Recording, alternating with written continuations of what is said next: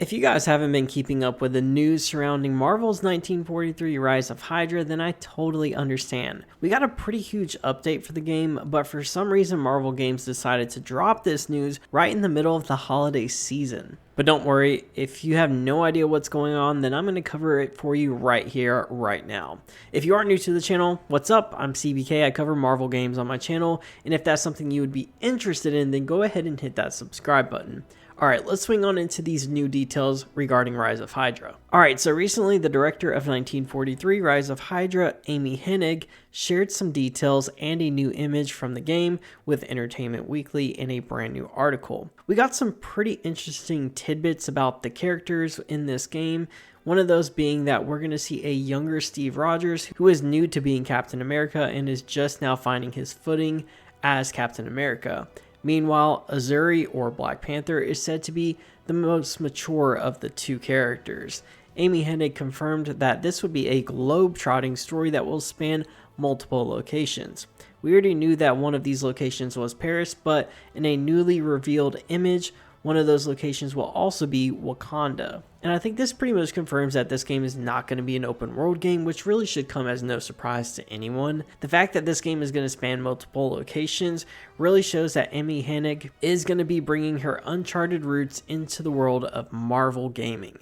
Uncharted is a very linear story that spans so many different locations and environments, so it seems like she's going to take that same approach within this story. Amy Hennig went on in this article to explain how the story is going to be of key importance when it comes to this game. We have two characters in Black Panther and Captain America who start off as adversaries but have to learn to work together to fight a common enemy, that enemy being Hydra. Amy Hennig also confirmed in this article that there will be a ton of twists and turns with a lot of surprises.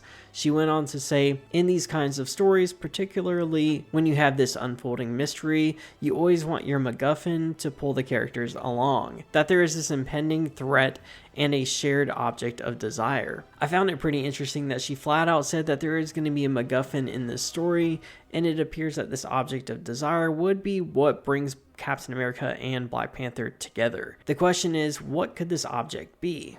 Could it be a weapon, an Infinity Stone, stolen vibranium, or could it even be Bucky, aka the Winter Soldier? I think it's pretty safe to say that Bucky could be making an appearance in this game as the Winter Soldier. I don't have any doubts that this story is going to be rich and the visuals are going to be incredible. Amy also said, we really wanted the visual fidelity to be high so that you kind of forget you're looking at a game. That it should feel like you look and sound and smell like you're watching a great Marvel movie or TV show, but you are driving the action. And I can totally appreciate what she's saying right here about how great the game is really going to look. It already looks like a cinematic masterpiece running on Unreal Engine. My only worry or concern is that this has been the main selling point for the game so far. There really hasn't been anything shown off for this other than how great the game is going to look. I personally want to see gameplay be a key selling point for this game as well. This article confirms that the game is set to come out in 2025, which is basically here now. So where's the gameplay?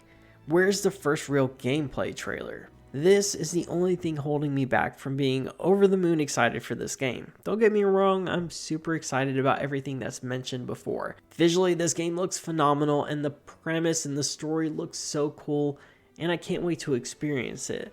But none of that's going to matter until we get that gameplay. And with 2025 being basically here now, it's about time to start selling us on this game with some actual gameplay to give us an idea of what we can expect. I don't need any more new information about this game. This article was plenty enough for me. Now is the time for us to get an actual gameplay trailer, and I hope that that comes fairly sooner than later. But that's really it for this update on Marvel's 1943 Rise of Hydra. As you guys already know and I've expressed on this channel many times, I am very excited for this game. Don't get me wrong, I'm really hyped for this game.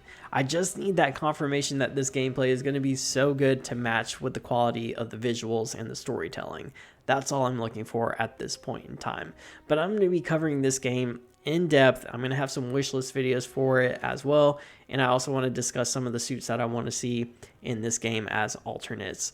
So definitely keep an eye out for those videos coming pretty soon. But that's going to do it for this video, guys. Thank you so much for watching as always and for your support. Leave a thumbs up if you did enjoy this one. And as always, I will catch you guys on the next one.